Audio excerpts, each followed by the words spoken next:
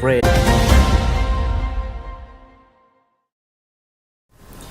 Hello and welcome to our today's edition of news, and you're with me, Charity Chilanga. First, let's have a look at our top stories.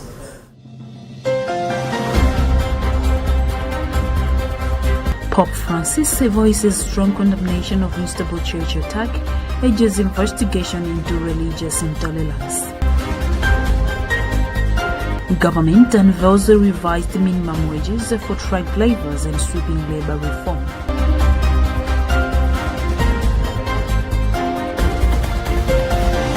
Center for Democracy and Economic Development Initiative (CEDED) demands justification of the current sugar crisis.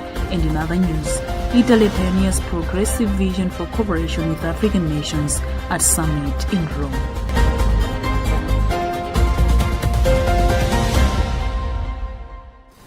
We have these and many more. Stay tuned.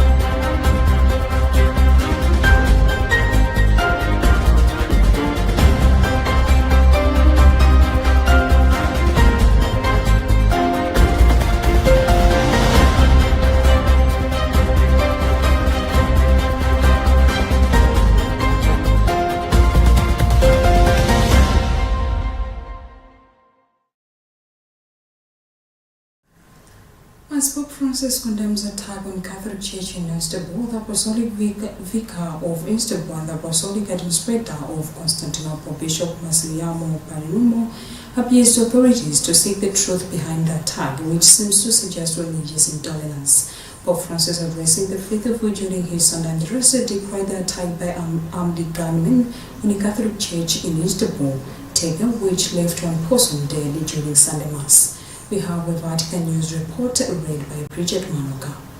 In an interview with Vatican Media's Roberto Cetilla, the Apostolic Vicar of Istanbul and the Apostolic Administrator of Constantinople, Bishop Massimiliano Parinulo, discussed the tragic series of events, appealing for authorities to seek the truth behind the attack, which he said seems to suggest religious intolerance. The bishop further elaborated that on Sunday morning, the congregation of the Church of the Nativity of Mary in a suburb of Istanbul was celebrating the Eucharistic, and shortly after the offertory, at the moment of the Sanctus, he recalled that two armed people entered, firing several gunshots in the air. He said the reaction of one of the faithful, who also had some mental health problems, had the courage to protest against this, was shot dead. The concrete motivations, the Apostolic Vicar told Vatican Media, are not yet known and are yet to be verified. According to him, the elements that seem to emerge so far suggest a religiously motivated attack, a motivation of religious intolerance.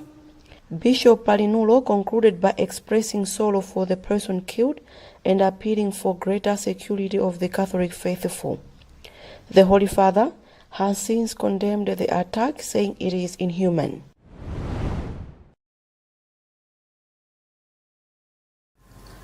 Barely hours after returning from the southern region where he inspected different projects, President Dr. Lazarus Chakwera has today embarked on developmental projects tour in the central region by inspecting the construction works of security HSS houses at Mvera Support Battalion and Salima Palajut Battalion. Addressing the gathering at Andromali Ground in the area of Senior Chief Chiwele after the inspection exercise, Dr. Chakwera promised Malawians that he would do more developmental initiatives in various sectors to improve livelihoods of people in the country. We have a report compiled by Emmanuel Chocha but read in the studios by Helbert Katanda. Speaking at Andromali Ground in the area of Senior Chief Chiwele, Ndoa District, the Malawi leader said his government will continue to intensify efforts to ensure that people have access to clean water to improve hygiene and sanitation. Chakwera then presided over the official opening of Mkanga Secondary School in the area of Traditional Authority Kambwiri and Salima, where he thanked the American government for the good job it is doing in the country and the education sector. He said education empowers Malawian youth, describing it as a milestone in partnership between the two countries. The president urged other development partners to borrow a leaf on importance of joint investments. Later, Chakwera went to Parachute Battalion, where government is constructing staff houses for security personnel. Minister of Lands and Urban Development Deus Gumba stated that these are part of 10,000 staff houses launched by Malawi government for security agencies across the country, adding that the project is at 85% completion rate. Malawi Defense Force will receive 4,000 new staff houses. The Malawi Police Service will receive 4,000 houses. The Prison Service will receive 1,000 houses, and the Immigration Department will have 1,000 housing units. Government has today announced of the new minimum wages for a number of working categories, including truck drivers. According to a public notice released by the Ministry of Labour, international truck drivers driving 30 tons and above with their minimum wage is 234,500 Malawi kwacha per month, while local truck drivers driving the same tons at their minimum wage is 167,500 Malawi kwacha per month, and those driving trucks, among others. Angelina Masongora reports. According to the public notice released today, Monday, the general minimum wages of employees in both urban and rural areas is 3,461 kwacha per day, which is equal to 90,000 Malawi kwacha per month. The notice has further indicated that those working in small-sized enterprises, their minimum wage is 2,884 kwacha per day, which is the same as 75,000 kwacha per month. Domestic workers will remain the lowest paid. Their minimum wage is set at 2,000 kwacha per day, which is the same as 50,000 Malawi kwacha per month. Government has since advised all employees that payment below the suitable minimum wages is a criminal offense in terms of Section 55 of the Employment Act. For a long time, employees have been calling for increased minimum wages amid increased cost of living following a number of devaluation of the local currency. For Luntha Television, this is Angelina Masongora.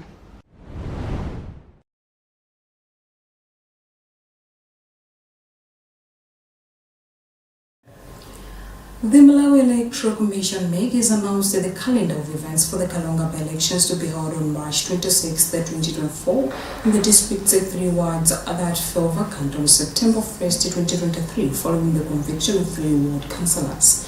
The 3 Chilanga ward councillors are Steve Simsoko of Malawi Congress Party, Kaporo ward councillor Nga Salomoyo Mangone of UTM, and DBB's Rukulu ward councillor Smart Makayila, were answering 3 charges of abuse of office, theft and fraud. MEC's chairperson Justice Dr. Chifundo Kachale said over the weekend during the launch of the elections in Kaporo 1 that it will be held per the requirements of Section 23 and 47 of the Presidential Parliamentary and Local Government Elections Act, which he says gives the Commission the mandate to hold elections so that the electorates must continue having a representation in the councils. This is part of what the Justice Dr. Kachale said.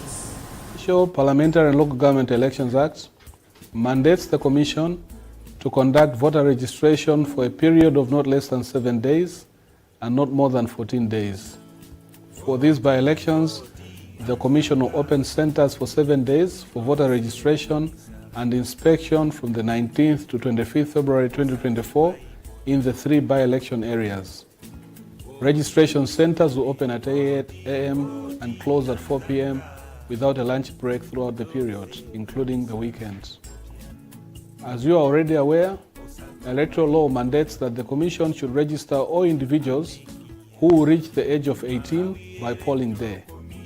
In the current by-elections, the Commission will register new voters aged 18 and above who have never been registered in previous elections or will attain voting age by 26 March 2024. All those who registered for the 2019 tripartite elections and the 30th March 2021 by-election in the case of Chilanga and Rukuru wards in Karonga Northwest constituency need not register again whether they voted or not. They should rather go and verify their details in the voters register during this voting registration period. If they lost their voter registration certificates, they should go to the center where they registered to get the replacement, which they will use for identification on the polling day.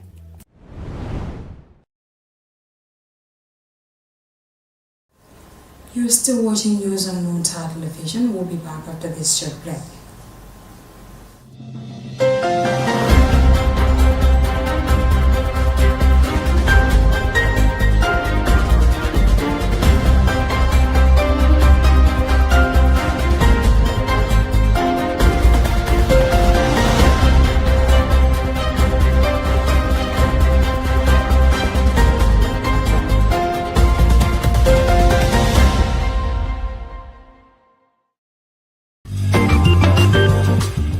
Luntha TV is now on Zuku Channel 51. You can get yourself a Zuku decoder from the Luntha TV offices in Area 2, Lilongwe, and from all the St. Manford bookshops across the country in Kasungu, Lilongwe, Salima, Dedza, Balaka, Zomba, Mulanje, Blantyre, Chikwawa, Mwanza, and Mangochi.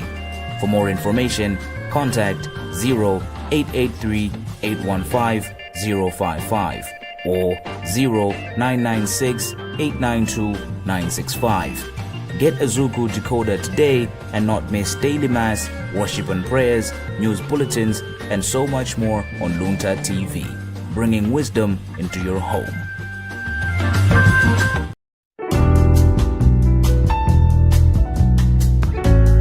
Are you passing through Desert Town and you think of finding a place to rest or just to have some nice food? Always keep this name in your mind: Comfort Lodge. Situated in Airfield at Desert Town. Here at Comfort Lodge, we offer comfortable, affordable, and quality accommodation. The place is located at a very quiet environment that gives you a comfortable and peaceful sleep.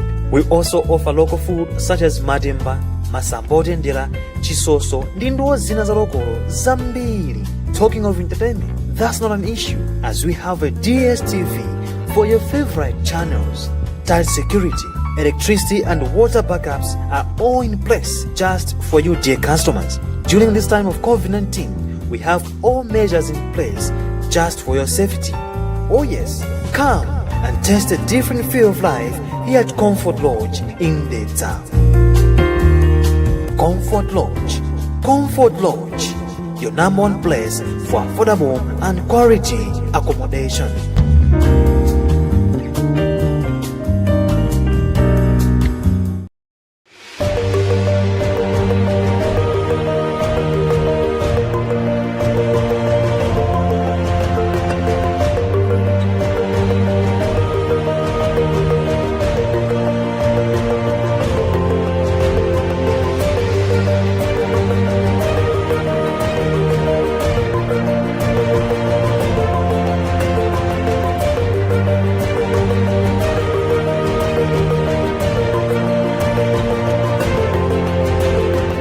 Personal growth to business solutions, there is no limit to what you can imagine.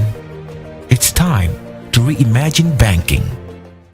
Centenary Bank, our bank.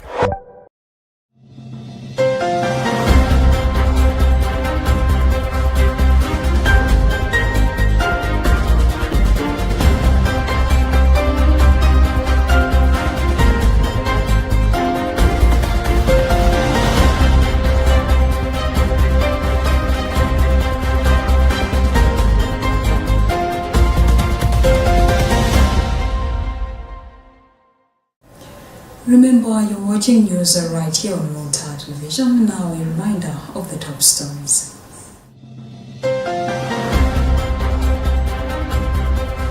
Pope Francis voices strong condemnation of Istanbul church attack, urges investigation into religious intolerance.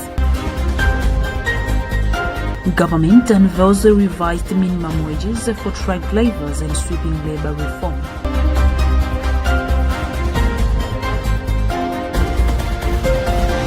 Center for Democracy and Economic Development Initiative (CEDID) demands justification of the current sugar crisis. And in other news, Italy pioneers progressive vision for cooperation with African nations at summit in Rome.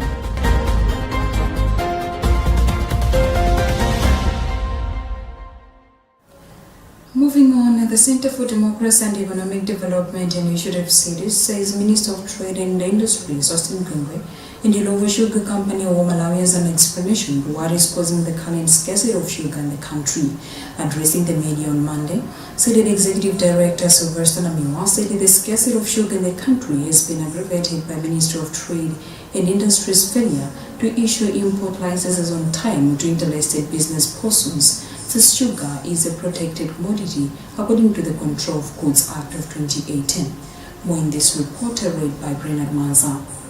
Namiwa said Illovo Sugar Company produced 23,000 tons of sugar out of the 250,000 tons capacity per season in the 2023 season, with only a deficit of 20,000 tons, which makes CDIS wonder how only that small deficit has brought the scarcity crisis to this level. According to their investigations, Namiwa said the sugar crisis is to torment Malawians until April this year, when the Illovo sugar mill is expected to start running again, adding that if nothing is done urgently, it will undermine efforts to recover the economy following the 44% devaluation of the kwacha in December 2023. CDIS has termed the blaming of sugar scarcity on the impact of Tropical Cyclone Freddy as lame and baseless excuses. There was a 1 billion kwacha that was allocated to the Ministry of Trade in conjunction with the Malawi Revenue Authority to curb smuggling. Now, if that exercise did not yield the desired results, we are supposed to be told, because in the first place, that is taxpayers' money. Secondly, Malawians may wish to recall that Illovo has been protesting government's decision to increase sugar availability through issuance of licenses to private players. They have been protesting from July to December. Now, it is interesting to say what was the motive behind Illovo management to protest an idea that should have saved the situation. Illovo Sugar Company has reduced distribution of both table and bottler sugar to about a third of its capacity, a situation that has resulted in the rationing of the commodity and the surging prices, which have gone as high as 2,750 kwacha per kilogram in Luntha, 3,000 kwacha per kilogram in Lilongwe, and a lot more elsewhere.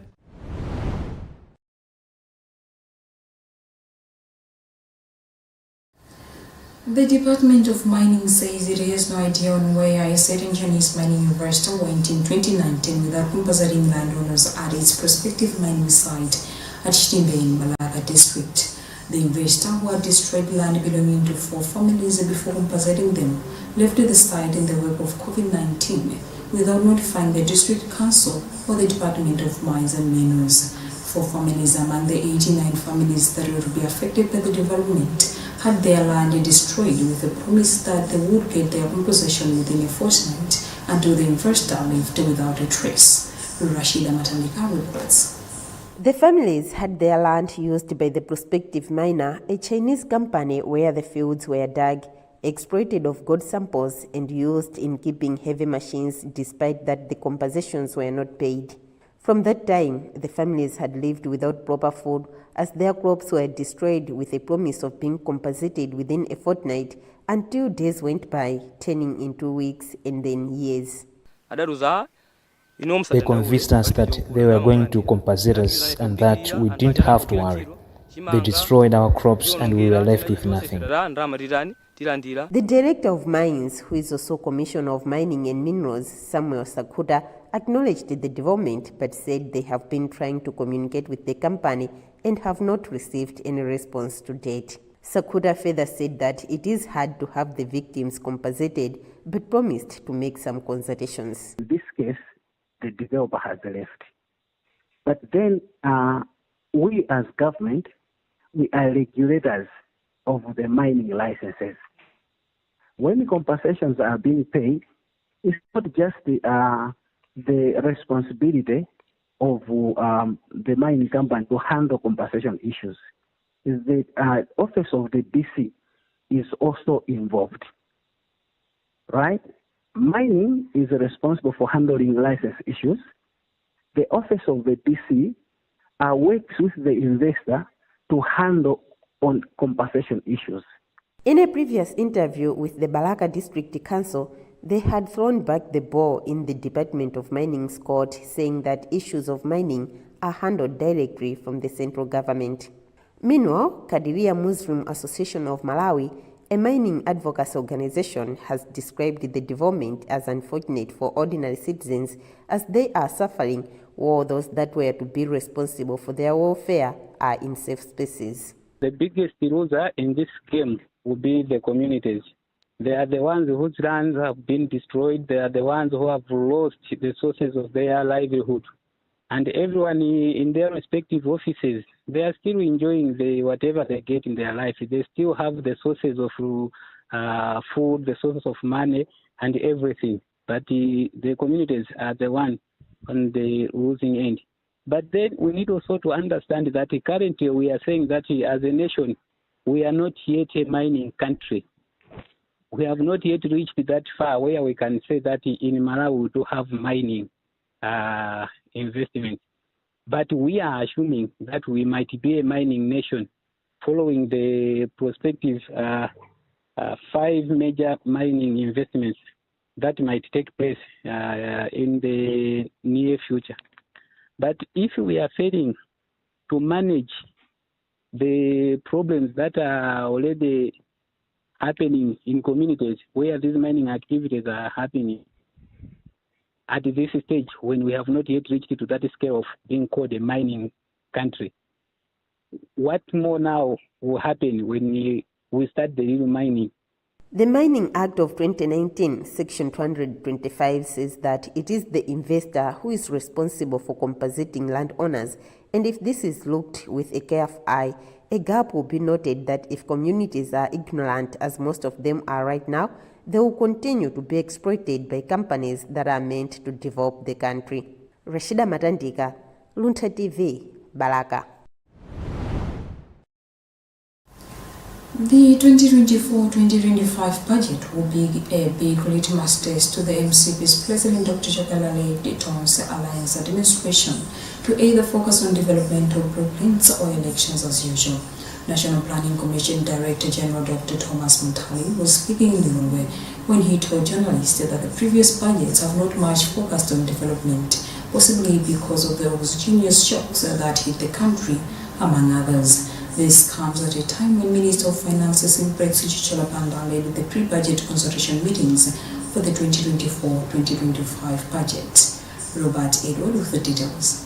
The Vision 2063 and the first 10 years implementation plan champions, National Planning Commission observes that oftentimes national budgets prior to the general elections deviate from the developmental aspirations and focus on campaign. Its Director General, Dr. Thomas Montari, however, takes comfort of the implementation of the first 10 years implementation plan, MIP1, which he says, though slow, but there are notable progress registered so far, including the establishment of Malawi Development Company, MDC, and recapitalization of ADMAC, among others.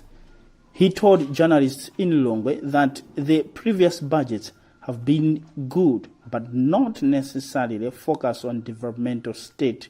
The issue is that the budget, the previous budgets have been okay, but have not really talked a lot more on the developmental state. You see, as I keep on emphasizing, is that the mining company was registered a couple of years ago, but never got capitalized. ADMAC, we're talking about reforms. Yes, they've started, but it never got capitalized. Now we have MDC. Our concern is when we say things and we say that we need to have a the budget should talk to the plans. And I think as it seems to turn out now, it seems the leadership is now moving more in that direction. We're excited that the President, the Minister, and the ST are all saying, look, I think we need to focus on the productive sectors. And this particular budget will be the biggest litmus test. Because oftentimes the challenge is when you're having elections, sometimes you veer off what are supposed to be the goals that you had set for yourselves. But we have strong belief that the leadership's determination will move through to what the nation needs, has put together in the Malawi 2063. That is why I kept on emphasizing that the media has a key role. Let's hold each other accountable a lot more. And let's report more on the positive so that we encourage each other to do more of what's transforming the nation. In the MIP1 of the 2063 vision, Malawi is seen aspiring to become the middle-income country and attain all the sustainable development goals by 2030. 2023-2024 budget was pitched at 3.8 trillion kwacha, but a mid-year review to 4.4 trillion kwacha, factoring devaluation. But this was before the 164 million kwacha US dollars extended credit facility from International Monetary Fund (IMF), which effectively unlocked economic confidence from other development partners. For Luntha, this is Robert Edward. And in other news, several African leaders are in Italy's capital Rome for the Italy-Africa Summit, which is aimed at boosting relations between Africa and the European nation. During the two-day summit, Italy is expected to launch a new approach for cooperating with African countries, which is not predatory, not paternalistic, but not charitable either. We have a BBC reporter read by Bridget Manuka. The targeted areas for collaboration include energy, economic and infrastructure development, culture, food security and education, and vocational training. The summit, which started on Sunday, is also aimed at boosting investment in African countries as a strategy to curb irregular migration for the continent. Several other countries have organized similar summits to strengthen ties with African countries, including Germany, Russia, and China. Some of the African presidents who are present include Mozambique's Philip Nyusi, Kenya's William Ruto, and Emmerson Mnangagwa from Zimbabwe. Some of the African presidents who are present include Mozambique's Philip Nyusi, Kenya's William Ruto, and Emmerson Mnangagwa from Zimbabwe.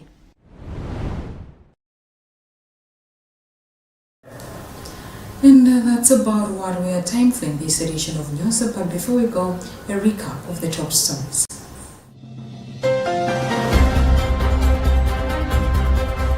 Pope Francis voices strong condemnation of Istanbul church attack, urges investigation into religious intolerance.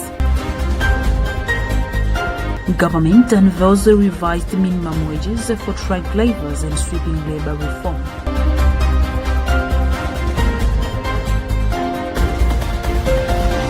Center for Democracy and Economic Development Initiative (CEDED) demands justification of the current sugar crisis. And in other news, Italy pioneers progressive vision for cooperation with African nations at summit in Rome.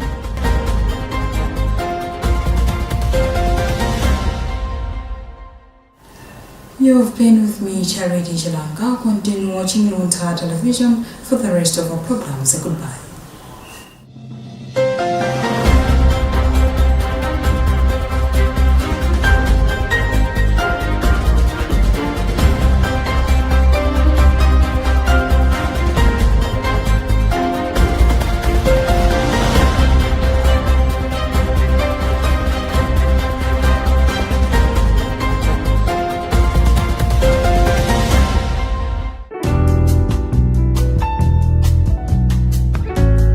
Are you passing through Desert Town and you think of finding a